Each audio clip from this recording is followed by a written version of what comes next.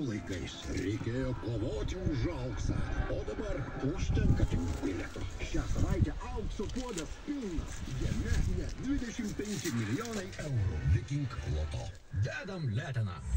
Skubėk į Dedam leteną dienas senukuose ir senukai.lt, nes dabar gyvūnų maisto prekiams iki 30